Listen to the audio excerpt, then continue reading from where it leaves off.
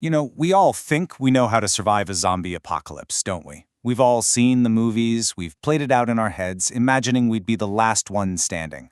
But here's the thing. What if the movies we're using as our survival guides are actually teaching us all the wrong moves? And yeah, this quote, it just nails it. What keeps you on the edge of your seat is often the exact opposite of a smart survival plan.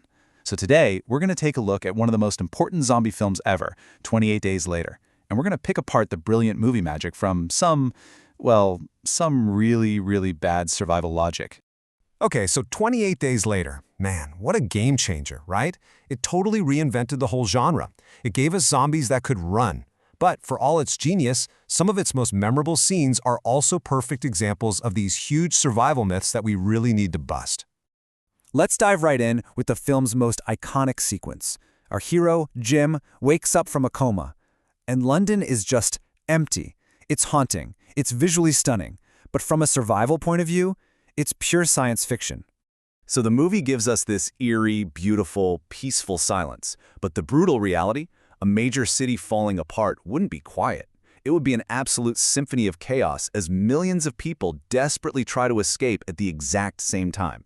So forget those pristine, empty streets. The reality would be a non-stop, deafening wall of noise. You'd have car alarms blaring for days, the sound of gunfire, constant screaming. It wouldn't be a quiet world. It would be a messy, loud graveyard of every single failed escape attempt.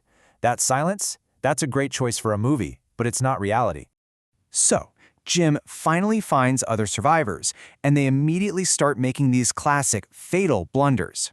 These next two mistakes, you see them in apocalypse stories all the time, and honestly, they'd get you killed. First up, we've got a big one, the supermarket myth.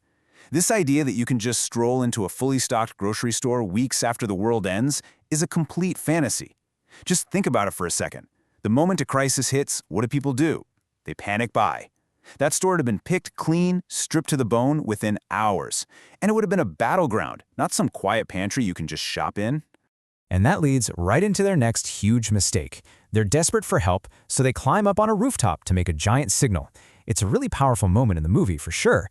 But as a survival strategy, it's the perfect example of high risk, low reward. It's a beacon, all right? A beacon for danger. I mean, this slide basically lays it out. It's pretty much a 4-step guide on how to get yourself killed. You put yourself in a highly exposed location, you use bright lights to attract attention. You're basically putting up a giant blinking sign that says, "Hey, free food and supplies over here." You're not just signaling potential rescuers, you're broadcasting your exact location to every infected person and, maybe even worse, every hostile survivor from miles around. You've just given away your single greatest asset, being invisible. Now, of course, that signal does lead them to something, a radio broadcast. And this brings us to another classic and often deadly apocalypse trope, the promise of a safe haven run by the military. This is the dangerous allure of the false hope fortress, and it's so tempting when you're desperate. This quote just cuts right to the heart of it all. When one group holds all the power, you're not being rescued. You're walking into a cage.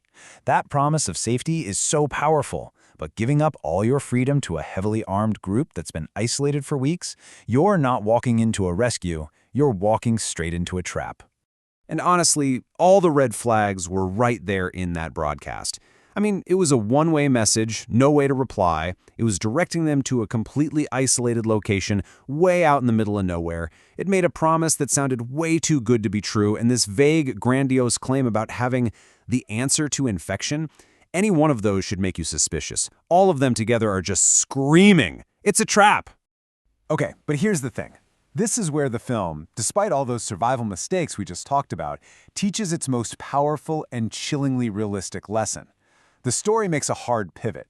It stops being a story about surviving the infected, and it becomes something much, much darker. This one line, it's honestly more terrifying than any monster's scream. The saviors have become the captors. It's that moment the mask finally drops, and we see the true horror waiting for them at that supposed sanctuary. The soldiers aren't there to rebuild society. They have their own twisted plan for the future, and it involves force. And this right here is the ultimate truth of the story.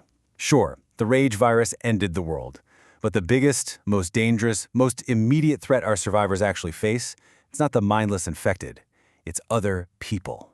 It's organized, thinking, calculating human cruelty. And that is the most profound lesson in this entire movie. When the laws vanish, when society collapses, the most dangerous predators are always the ones who decide they're going to build a new world in their own violent image. The real monster was never the virus.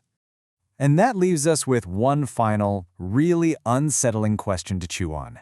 In a world that runs on pure desperation, where there are no rules to protect you, how could you ever really know who to trust? Who's a friend, and who is just a more patient kind of monster?